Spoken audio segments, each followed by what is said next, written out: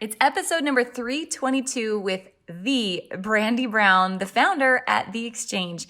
Guys, if you have ever had a salon or a brick and mortar and then turned to online sales and live selling, this is the episode for you. Brandi is so forthcoming with what's worked for her, what didn't work with her, how she's built an amazing team and company culture, and a great community around her brand. You're definitely going to want to take notes for this one. She is dropping the heat today. Give it to my friend. I hope you love this episode with Brandi Brown, the founder and CEO at The Exchange.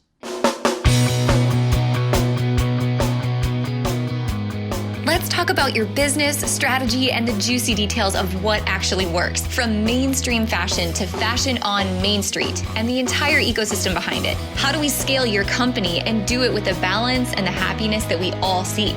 Let's hear from those insiders, experts, and strategists that actually make it happen. I'm your host, Ashley Alderson from the Boutique Hub, and I can't wait to chat.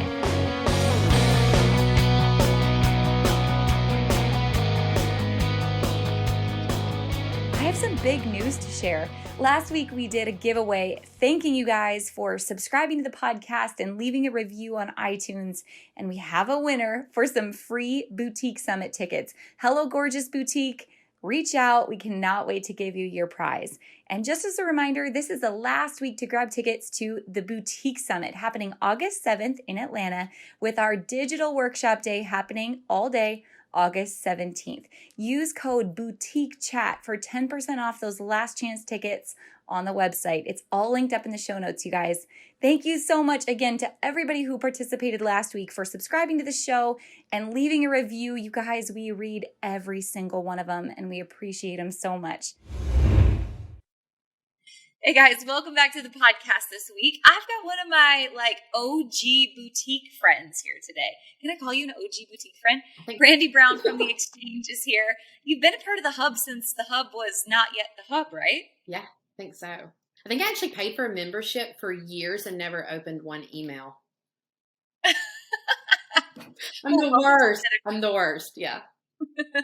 Well, I always love our opportunities to chat. We've had a couple recently, but we always get to run into each other at market too. And you have such a big, thirst for life and thirst for this business. And your energy is always so contagious. I love that about you. So I'm excited to get to share that with people today. Welcome to the podcast. Yay. Thanks for having me. You bet. All right. We have to start this off, give people the backstory. Just kind of quickly share where your store is at. Your online live selling, you've got storefronts. Give us a little bit of the backstory about how it started and where it is right now. Okay, so I was a salon owner. I actually bought a salon, took it from 3 to 10 hairstylists. Quickly having friends, family in my chair, everyone was like, oh, I'm making this and now I'm selling this. Would you mind if we, put some in your lobby? And me being the people pleaser that I am would always say yes. And to escalate and make a very long story short, my retail space started to overtake the salon area. It was like I was pushing salon products, in with the stylist, and the retail space and the waiting area was becoming non-salon products. So my hairstylist really just came to me and were like, hey, what are we doing? It was a wake up call for me. And so I quickly decided, and there was a long time of physical just ailments and hurting from being a service provider. We all know that anyone who's in a service providing job, there's those physical, things that are going to restrict you from being able to grow the amount of income. You can only do so much hair. You can only do so many services to render the type of income that you want to provide for your family. And so I quickly learned that I could sell more than I could physically do. And so we decided to open up the Exchange. We opened it up as a vendor style store, and my friend had just done this about 5 hours away from Dublin. And so I went toward her store and discovered quickly that this was something that I was passionate about, that I wanted to bring to our town. I knew so many people who wanted to be a type of entrepreneur, but didn't have the means or the space or the areas. And so very quickly, we had around 53 vendors to make up the exchange. And what would happen, again, this is super escalation from like 2013 to 2016, every time a vendor would leave, it was like survival of the fittest. And so one of, the girls would say, hey, I want those 4 booths that just left, or hey, I want those 6 booths that just left. And so we took it from the 53 vendors to the 6, and then eventually down to 3 to 4 that were mainly doing the retail side of boutique clothing, accessories, jewelry, things like that. So in the meantime, we had opened up a second location, and we decided that it was not going to be a vendor style store. And that easily progressed from, the second location to online. One of my clients that I had done in the salon, she actually wanted to open an online boutique. And I was like, no, you don't need to open an online boutique. You need to come work for me, and you can help me, join e-commerce. And so we kind of learned Shopify together, and she's still with me. So I think 8 years. I actually did her hair for a wedding, and I'm trying to think how long that was before that. So yeah, like 8 years. She may be on her 9th year. I'm not 100% certain. I need to find that out so I can reward her. But so we learned Shopify together, and we launched shoptheexchange.co, not to be confused with .com. That cost a whole lot more at that time. And so we did .co, and we took off. And we yelled shoptheexchange.co from every corner that we could, printed it on any type of merchandising. And it was crazy because at first it was like 1 online order a week, and then like 1 online order a day, to 5 online orders a day, to, 50 online orders a day. And it's just progressed and progressed. So here we are in 2021, and our retail store, our shoptheexchange.co site is actually, almost outperforming our 2 brick and mortar stores. So that's where we are. I love that. Fast and furious. I have so many questions that pop up as I hear that. So the e-commerce side of the business is your merch. Your second location is your merch. Your original location, do you still have hairstylists there as well? No. So I did have hairstylists at the time. Whenever I merged, my best friend wanted to come with me, and I had even signed a contract with the girl that bought the salon from me. Salon, that I would not take any hairstylists with me. I had no intentions whatsoever, but my best friend actually came up there to visit one day, and she was like, Brandi, we can have a salon up here. I mean, it was this huge 9,000 square foot space with a loft area. It used to be a furniture store. Before that, it was a bank. There's still like crazy massive safes hidden in walls. It's like the coolest thing ever. Upstairs, the building has so much culture and so much backstories. But and I was like, no, like, how would we do the plumbing and how would we do this? And she was like, if you'll let me work here, I'll do the salon side of it. Like, I'll get this thing fixed up. I'll map it out. This is what we're doing. And I was like, okay. And so quickly, the salon area went up top. There were 6 stylists. And over the years that dwindled from 6 to 4, 4 to 3, 3 to 2. And then there was just me. And again, physically, lots of issues. And so now I have very few people that absolutely will not let me. I think if I was dead, they would visit my graveside. Like, hello, time to get some hair color.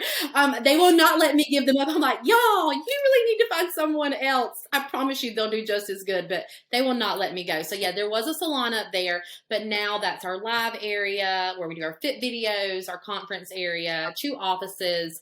And so the exchange has taken over all spaces of life. Got it. Is there still vendors in the first location? In the first location, yes. Yeah, there are. There's 6 people there who've been there from the beginning.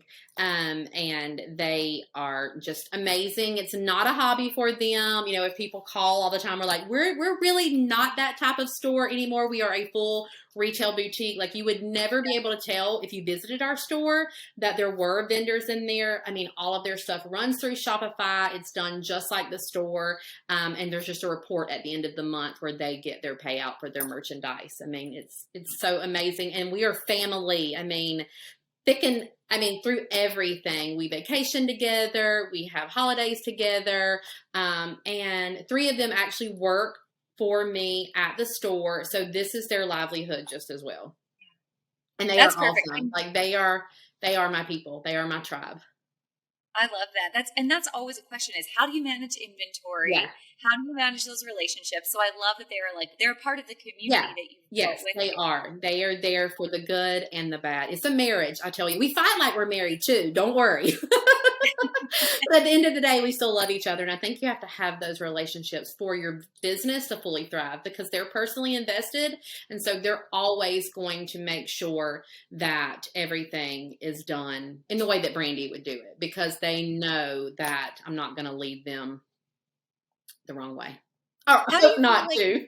Right. How do you feel like you set the tone as a leader? Like culture is so important, right? Culture is what makes people stick with you. And we're living in a world where turnover in the boutique world is like a revolving door. Yeah. But that hasn't affected you. So what do you think like are strategies or traits you have as a leader that's helped create that sticky culture that you have? Whew, I don't know. Ashley, you got me stuck there. Because I don't know. I don't play a boss figure. My girlfriends, my boutique besties, they get on to me a lot because I work alongside of them. And there are a lot of people that don't have that mentality. There's nothing that they will do, have done, will do in the future that I will not stand alongside of them. I mean, there's times that they're doing the pretty work and I'm in there cleaning the bathroom or, cleaning out the fridge. I'm a caretaker by heart. I really love to get in there and love on my people. So I want to relieve things off of their plate every day. But I just kind of lead them that, again, they're not doing anything that I haven't done that I won't do with them. And for a lot of boutique owners, I know that they have to separate those lines between employees and family. And looking back, I should have.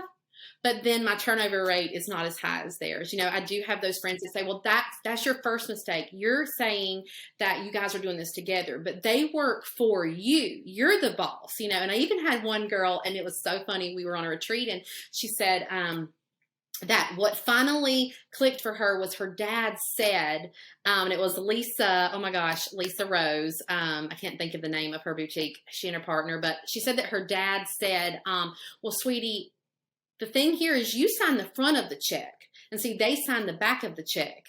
So there's the difference between you and them. And I looked at her and I said, so how did you say that to them? Like, did you make an announcement? Did you stand on the table at the meeting? Like, how did you clarify this? And, we all laughed about it, but for me, I don't have that. I don't know. My girls I'm so passionate about, growing them as people.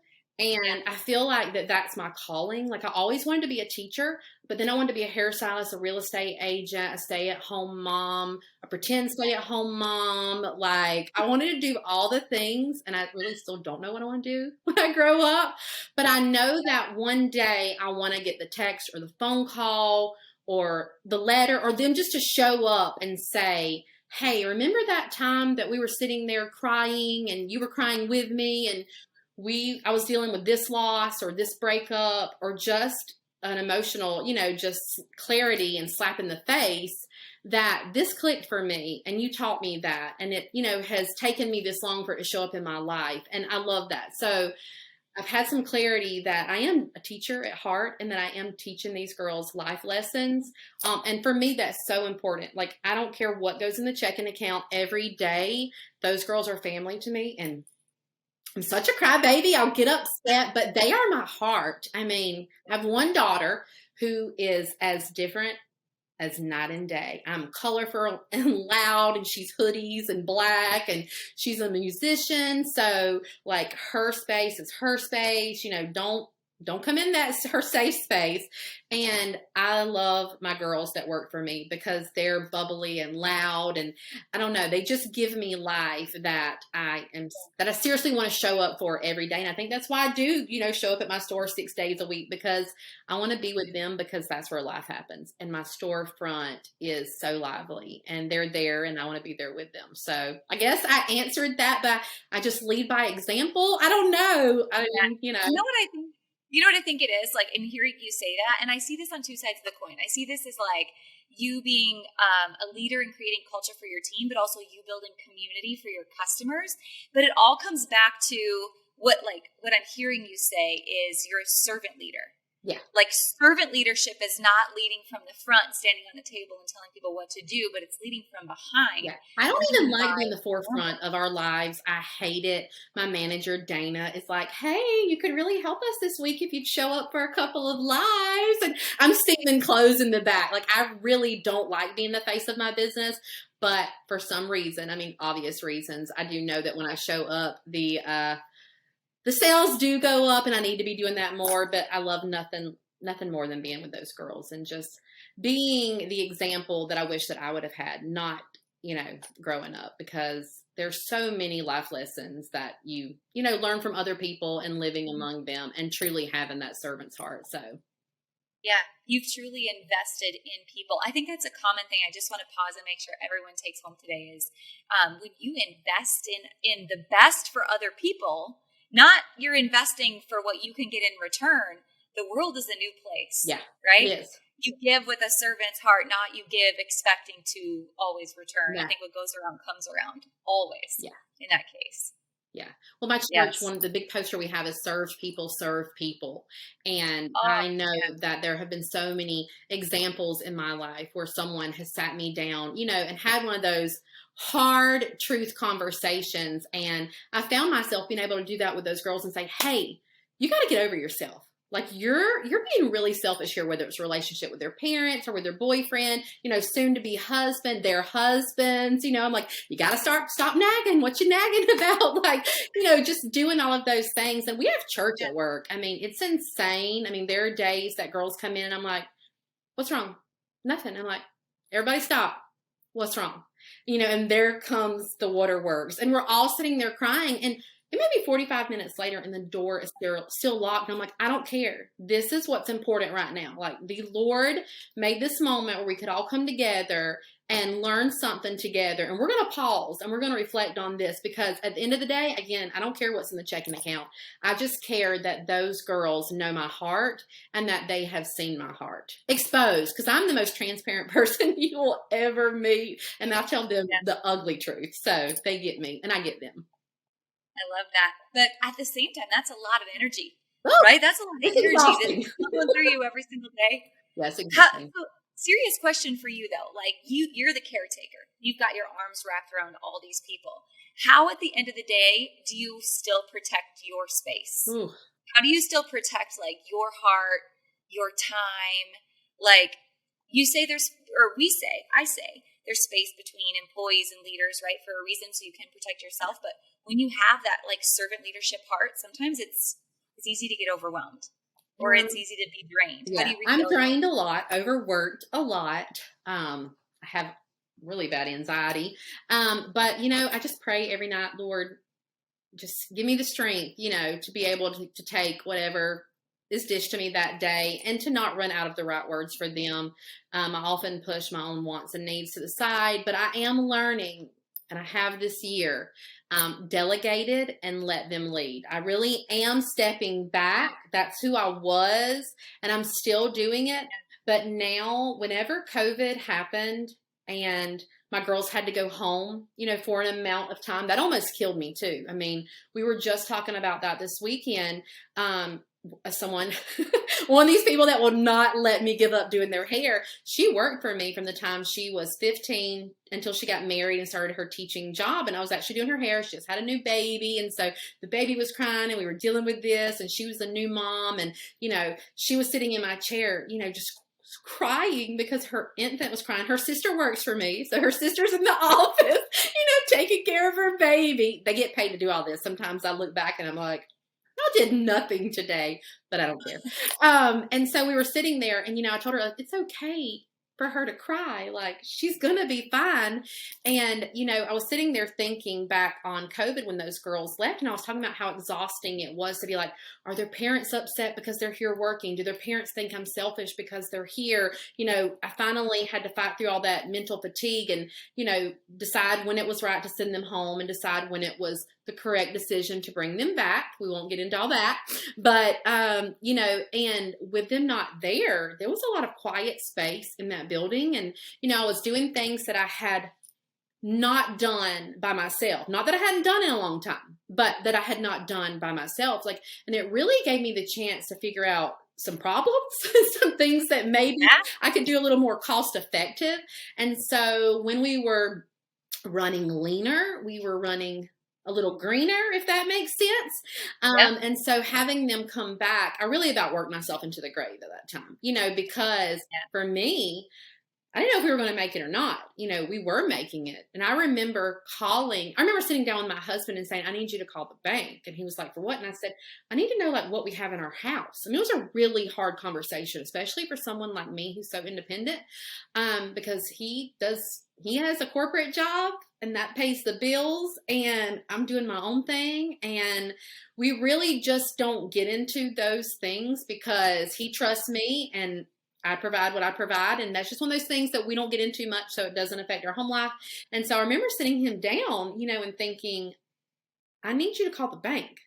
You know, if this goes awry, if we don't bounce back from this, like, what do we have in our home? You know, and I remember him calling the bank, and she's one of our customers, and she was like, Brandi, you're going to be fine. And I'm like, but I need security. I need you to let me know, like, if we need to do a second mortgage, like if we need to take out a loan, you know, what are those options going to be? And every day the Lord was so faithful. I mean, I would show up and walk into that building with the lights off and say, Alexa, you know, play Bethel music, or Alexa, play the best worship there is, you know, and just sit there and thank God. And it was like, with no one in there and everyone at home and my employees, it was like, Brandi, you have so much to be grateful for. Like, it being taken away was the best medicine. And I think that a lot of people, if you interviewed them, would say COVID was the most horrible thing. But if you made it to the other side, it definitely changed you and who you are and who your business is. Because, you know, and even with the hub, I know, you know, inside, like, we really can't share those things because no one gets boutique life unless you're part of boutique life. And, you know, it's really hard to brag and say, you know, 2020, 2021 was the best year for my business when you know that a loved one didn't get to say goodbye to their dad, you know, because they lost them due to COVID and they don't have that closure. And so we can't say, yay, we made it. That was awesome. And that sucks. But having those people, you know, and being able to celebrate those small things. I've never celebrated my team more. I do that a lot, and I am very good at that. But COVID made me say, we got to celebrate the little things. Like, we survived this week. We're celebrating survival, you know, more than celebrating thriving. So I know that I just took you on a whole nother rabbit hole, but I'm so grateful. And the Lord was so good to us during that time. So, you know, I think about everything happens for a reason. Yes. And something good comes from every bad situation if you choose to look for it. Yes. Which is what you're saying. Even now, I will tell my girls, like my customer service, so many positions were made and they were given raises and different things. And so we have a full-time customer service girl that, you know, answers every email, every text. And some days, you know, she's drained and she's at her wit's end. And, you know, I'll hear her say, you know, Ashley Alderson, I swear, like, I'm going to kill her if she messages me one more time. I'm like, but Vic, do you know how grateful we are to have Ashley just aggravating us? Like, there is so much to be thankful there. And we need to wake up every day and say, we get to deal with Ashley today, you know, instead of wishing and Ashley would message us. And so the positions that were made in our company just from surviving that, and then just having an entire, just a projection that we had never seen before. I had girls drop out of nursing school, you know, and say, this is what I want to do. I'm going to be here. And we had a lot of, you know, very transparent conversations about, if this company is going to grow, I want you guys to be here with me. You're the fit. You've been here for 5-6 years. I'm growing. I want you to grow with me. And I said, you know, we're not at the point to do, you know, shares or buy-ins, but we will be. And I want to be able to offer that to you guys. I want us all to grow as individuals and as a company. And you guys have been here. You're the forerunners of my store. And I want to share that with you. And I think giving them that investment, we've never even had like paid time off, you know, never paid vacations, things like that. And it was just like, they would show up at times when they shouldn't have. They would stay late. They would even look at me. I'd say, get off the payroll. And they're like, I've been clocked out an hour. But I think if you take care of your people, they will take care of you. And the same with our customers. I just think that culture, I'm a giver. My parents get on to me all the time. My husband does too. He'll say, we can't keep some of that money you earn. But I just think that, the more I give, the more the Lord's going to bless. So. Yeah. Oh, Brandi, I love that. I love it. So one of the things you did in the last year, since all of this has unfolded, you came back from COVID. Yes. And you started to show up live. Yeah. And now, all of a sudden, I've watched your growth progress, and I feel like the proud mom in the corner, just watching this unfold for you. But talk about that process. What do you think, as you came back from COVID, and you're like, okay, we've got this, now we have new opportunity in front of us. Are there systems or processes or things that you put in place that have helped you start to take those steps to scale? Okay, so before COVID, we were going live. So we, just like the boutique hub, I love to blow money. So we actually paid for comments sold. Are you ready for this? We paid for comments sold for 3 years and did not use it once. Not lying. I think there's others listening that have done that too. You're not lying. Yeah, I am not exaggerating. So yeah, I'll just say that to get to the point. So we would play around with going live, but not using comments. So we would just go live in our group, live on Facebook. And, we would get, 10 to 12 viewers if we hit the time just correct with no consistency. We might have 31 viewers or 51 viewers. And because we were so sporadic, there was no plan before the live. There were no things that we did, every time consistently. It could just be my mom on there, okay? And so it's almost like a spirit, of defeat would come over us. We're like, we're not going live again. Literally, Anna, she watches every live. It's just Anna, guys. And so we can just call Anna. We can just FaceTime Anna and show Anna, what we have new arrivals today. And then when COVID happened, we knew that we had to go live every day. We were watching other boutiques. I have a group of friends that are from, the Million group that we got together, met out in LA in the middle of COVID, rented this huge house. We're like, how are we going to survive it? Again, the most amazing, transparent women. And none of us are on the same scale. So you've got some that are making $1 million a month. You've got some that are making $600,000 a month, and some that were making $60,000 a month. But the thing that we shared in common was our transparency and being a cheerleader. It excited me so much when one of my friends hit $1 million a month. I was buying stuff, to help her hit that. Never once, any jealousy whatsoever. It was almost like to see that, it just kept giving me hope. And the girls under me, the girls above me, there's one in the group that was doing $1 million and now she's back at 600, and it's just like every one of us cheer together and help each other. And we were talking about going live and showing up every day. So there were times that me and my daughter would do bingo from home. We would give away prizes the whole time, not make one sale.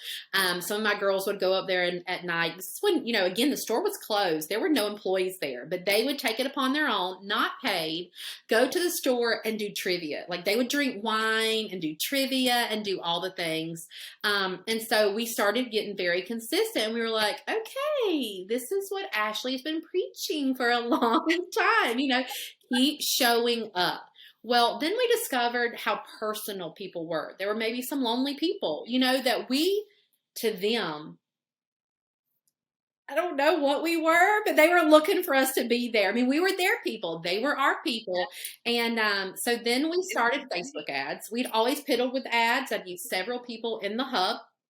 And these amazing girls that are so transparent, offered up the information of, Brandi, you really need to get into Facebook ads. And you need to look at Facebook ads as investments. And I was like, okay. I had been seeing it wrongly the whole time. I would boost a post for $50. And if I didn't make $200 or $300, I really didn't see the profit there. I also did not understand a customer's longevity, and that customer being lifetime customer, even though Sarah preaches that all the time. I have the beautiful planner that is still beautiful that I haven't written in, very much because we're busy. We're busy. So I got into educating myself as far as Facebook ads, longevity of a customer. If an ad cost me $80, I would freak out. I'm like, but why did it cost $80 for this one customer? And one of the girls who's so smart, she would say, Brandi, but what if that customer spends $150 every month for the next 9 years before you lose her? Was that $80 worth it? And I'm like, yes, you're right. Why did I know this? And so got into Facebook ads.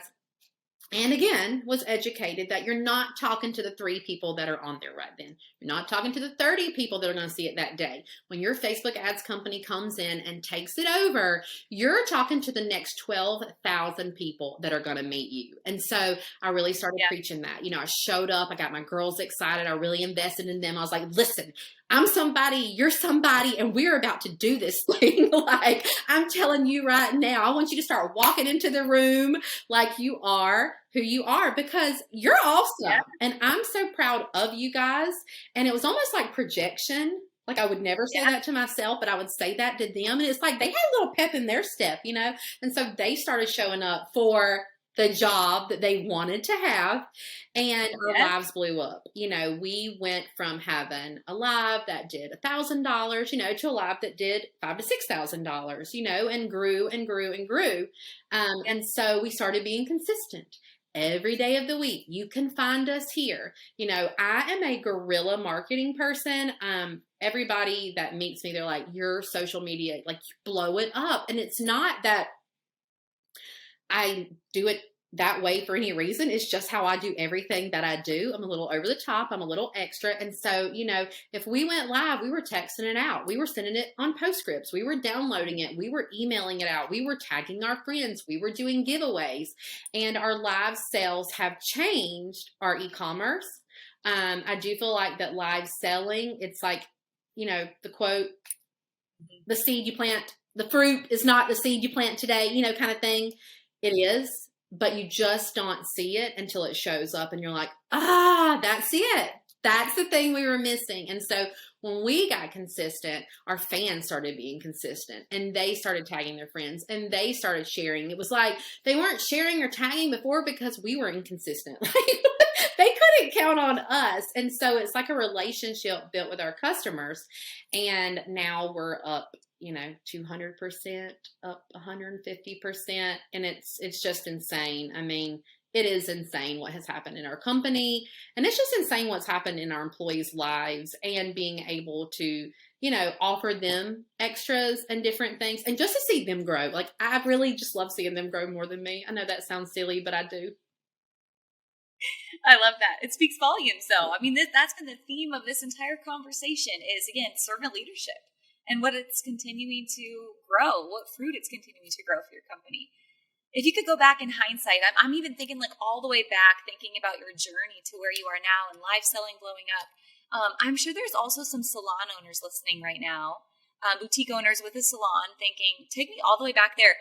Are there other things in your journey you would go back and go, okay, if I could do this again, this is what I would do. Here's what I wish people knew about that point in my journey. Start with the salon piece. Like, if you could change anything back then, or things you wish you would have known way back then, what would you have changed at that point? I would still do hair. No, I'm just joking. But really, I would. No, I'm totally joking. Boutique life. Like today, my daughter, I don't know. It's crazy because when I began, I look at like Diana from the red dress. And those were different times. She's not fighting the algorithm. You know what I mean? Like, I look at Laura, I look at Kelly, like, look at all those people that started when Facebook was the place to be. It's so hard now. You know what I mean? And so if I were to go back and be a salon owner again, I would tell them to invest in their people, to invest in their hairstylists, to give them opportunities to grow. Because I think everyone wants to be their own boss. I think everyone wants to be able to scale their finances. And so I would tell any salon owner today to invest in those people, because, you're depending on their service to define your income. And so you're going to have to work a lot harder, if not smarter, so go in and educate those girls, allow them to sell retail, give them a commission for that, and just invest in your people. I really think that if you can put a system, into house, that fully shows that you're invested in them, that you're going to scale quickly, because that's one of the things that I know that I did when I purchased the salon that I had.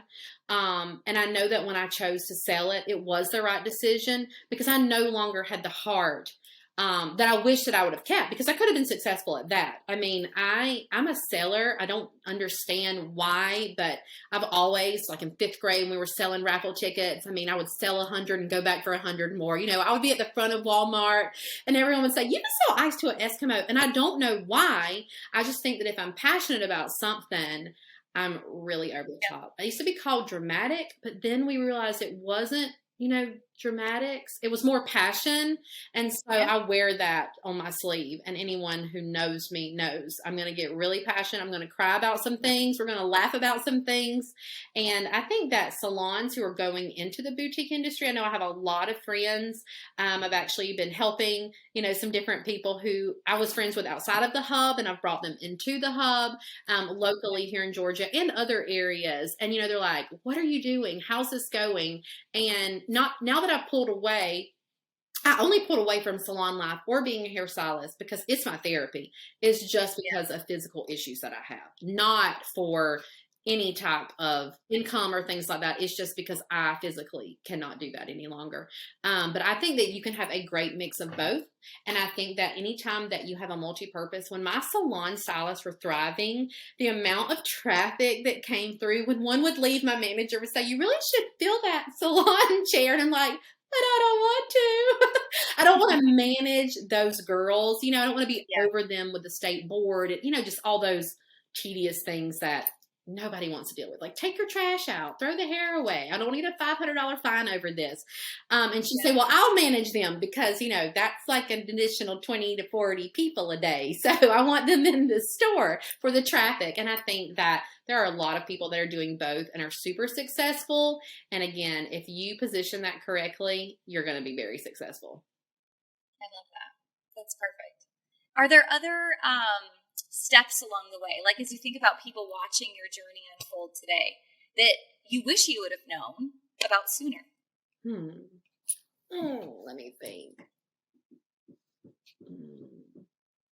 I think that going back to the whole part about showing up for those that are watching, that you don't really realize the impact that you're having on people. Everybody's watching. And I think you have to show up for both. I think you have to show up for the girl that is looking at you as her superstar, like she wants to be like you. And I think that you have to own that. And that's been very hard for me. I know we've talked about it. I reach out to you all the time. I'm like, I need to be coached as a person, because I get this weird, like, freak out moment when someone, comes up to me super excited to meet me for who I am. And it's almost like I'm not proud enough of myself. I don't even know that that's the word, actually. That's what I need to be coached on. It's like I freak out. We call it imposter syndrome, because I feel like an imposter, because they just think that I'm this energetic, hyper person who's never ill, moody, or hungry. And I am. And I want them to know that too. But, they'll be like, oh my gosh, you're the girl from the exchange. And I'm like, hi. And they're like, we shop with you all the time. And I'm just like, oh my gosh, you're so sweet. And my husband's like, Brandi, say thank you. And I'm like, but I don't know what to say. He's like, you just say thank you. You say thank you so much for supporting my small business. But I just freak out, and I would say if I could give anybody that piece of advice, we are doing more. We are shattering the glass ceilings for our daughters, for our friends' daughters, for our nieces, for kids. I mean, just in the school system, social media, they're being led by all of these people that just are not the best influence for them. And if they are taking the time and they're noting who you are, I think that is definitely ordained. and that we need to own that experience and, shine that light on them and give them our time. I know you always do that. When you bump into somebody, you'll stop and, give them, you don't freak out like I do. I mean, I'm the most awkward about things like that. And I just think that, business aside, that I wish that I had that self-esteem, and that if I gave myself enough credit to celebrate my own life, like to partake in my own life. It's just a strange concept, I'm telling you. Very, very, very strange. And I think that if I could go back and do anything, it would be to accept who I am, to allow myself to, accredit that and to be proud of myself and to celebrate those small things. I celebrate my team all the time, but, I don't ever take that time to, just really go into the aspect of going forward with who you are and your business growth and letting it be your personal growth too. Yeah.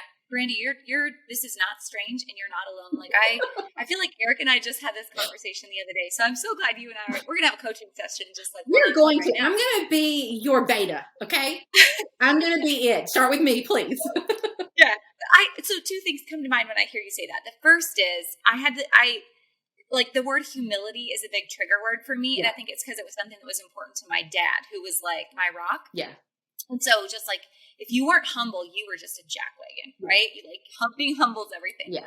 And so I went through a long period of my life where I deflected compliments. Yes. Like you're saying, when people come up to you and you're just like, I don't know what to do with my hands. But really what I had to learn was it's not about me. Right. It's not about the compliment. It's about them. Yes. It's about accepting like the gift they're trying to give you. And when you deflect a compliment, like you're deflecting it and saying your compliment wasn't enough because you weren't willing and able to take it. Yes. So you just have to be able to look at them as if they have a sign around their neck saying, make me feel important. Yes. And the most important words you could possibly say are thank you. Yes. Yes. And accept it. That's accepting. To my daughter all the time. Even something as small as someone saying, oh my gosh, you look so pretty today. And why? If we know we look amazing. Like we took 4 hours to get ready. When they say that, we go, ugh. No, I don't.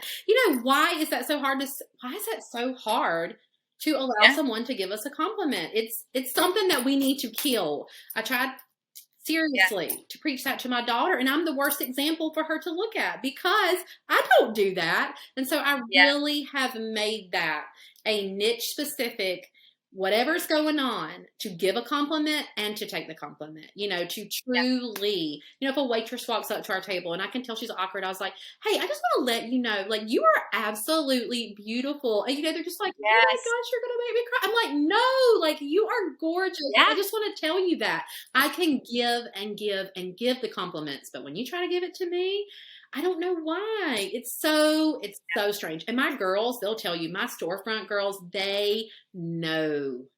I mean, we have signs at our register. People laugh. Like if they ever come behind, they're like, I'm dying at that. And it's like the compliment. Like if a lady has a blinging ring on her finger, you let her know that you are obsessed with that ring on her finger. Like if she has cute shoes on, you let her know you love those shoes. We're not salesy. I'm not salesy. It's a hangout at our store. I mean, people love coming into our store because we have the ultimate girl gang. We're just fun. So I still need to work on me, but they're doing an awesome job. Well, I've got one more tip for you. I'll give it to you in a minute. But this story just popped in my mind, and I have to tell you because I know you'll appreciate this with daughters. The other day, I was at a barrel race with the kids, and my daughter Hadley, who's 11, was hanging out with this group of girls, and they were all sitting on their horses. And Hadley turned around, and she's like, Mom, and she's yelling at me. And I perk up and I come riding over there. And this like sweet little girl, she's probably 13. She looks up and she goes, that's your mom? And Heather's like, yeah. And she goes, I thought she was 18. She doesn't look like she could have kids. And I just died laughing. I was like, thank you. Like, I owe you $20. You're the best person ever. And literally this is what my daughter said. She goes, my mom actually has a lot of wrinkles. She just wears a lot of makeup. Hey. Girls gotta do what a girl's gotta do. I was like, oh my Lord. Okay, that's my daughter. Thank you for that. Appreciate the compliment. Right. But the tip I want to give you, thinking about this the other day, Eric and I were having this conversation about how some people that we have the opportunity to speak with that have growing businesses like yours, a common theme that we hear is exactly what you're saying. And I categorize it as almost like survivor's guilt. Yes. Like you feel like you're in this place to have achieved these wonderful goals and dreams, and you almost don't feel worthy of being there. Yeah. And so we were talking through this the other day, and we were like, really, it's not about being the survivor and being there, but it's about showing other people that it's possible to get there. Yeah. And it's not about us. Like we so often like want to feel guilty because we think it's about us, but it's not. It's about the fact that celebrate that we got here so that others can see that they can get there too. For sure. Yes. And I think it would be so much easier if I lived in a different town where nobody knew me. I mean, I would be rocking it. You hear me? Like windows down. But I think when you live amongst the people, it's really hard because they see me at the school with no makeup on, mascara that's from yesterday, my coffee in hand, taking my kid into school tardy because life, and then I'm on live like, hello people, hi. And that's not who they see every day. I'm not that girl. I'm either like all in or all out. I could seriously be doing lawn care or look like I'm, going on a pageant stage. So. And I was never the popular girl in school, but I was always the popular girl's hype. I mean, like I am a true hype girl. And I always have been. I mean, my best friend, she was a dancer. I mean, she was a pageant queen. I mean, I would get excited about going over and helping her like fill her pictures in manila envelopes and mailing them out to all the things when she was dancing. I mean, I was just going crazy in the crowd. I mean, homecoming, different things. Like I was there for those girls. I've never been a spotlight girl. It's just so strange for me. And I don't even consider myself a spotlight girl now. I get really awkward, cannot formulate the correct sentences. I don't know what happens when I go to speak. Like I'm an eloquent writer, but when I go to speak, it's just like, word vomit. Can't come in. I'm just dumb. I don't know. So it's awful. So I really have to pray over that and just say, Lord, whatever I say, however it comes out, you know my heart. You know what I meant to say. So just let that formulate for them. Be like, I know what she was trying to say. I get it now. It lands. Yeah, it lands.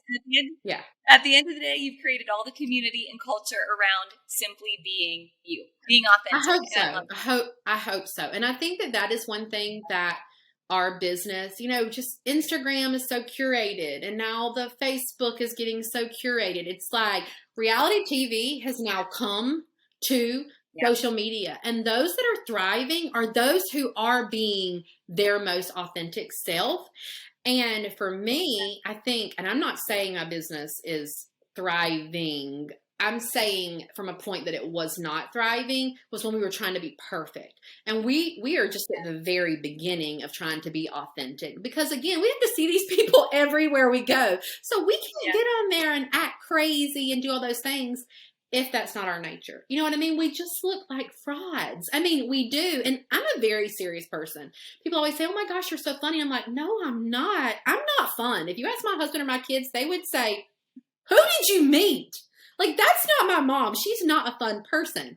And I don't know what that is or what that looks like for any boutique owner, but I think that I love broken people. I love transparent people. Like if you've had this beautiful life, I don't even want you to sit by me because we have nothing to talk about. I know that sounds crazy, but if you're a realist and you've been dealt some stuff, and you've decided that you're going to overcome those things, like I want to be your person and I want to know about those things. I'm a big Me Too person. I mean, I'm like, oh my God, me too. Like we're going to be besties now. Like I love that lifestyle. And I think that once you resonate with your true authentic self and you start showing up in that, like today when we hang up, I'm going live in my VIP group, not even caring, probably going to throw this off, like hair's going to be in a ponytail, wipe off some of this makeup, because I think that one of the reasons why our business has not thrived is because we try to make everything so curated and everything so perfect. And once you can truly accept, they don't care. They just want to talk to you. You're not so important that you can't go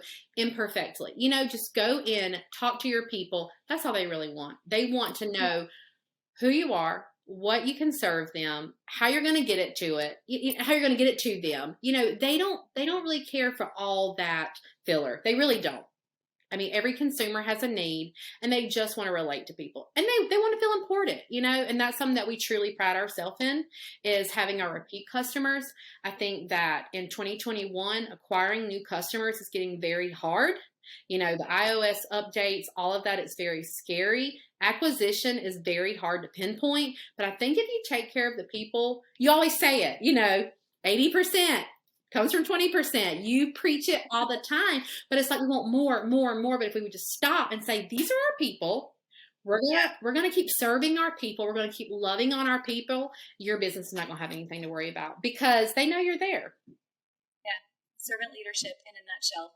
Brandi Brown from Shop the Exchange, thank you so much for joining me on the podcast today. I feel like our time together flew by. And thank you for being such a huge light for the Boutique Hub. I appreciate you so much, and your friendship and all that you do to give to others in our community as well. Thanks, so thank you for this.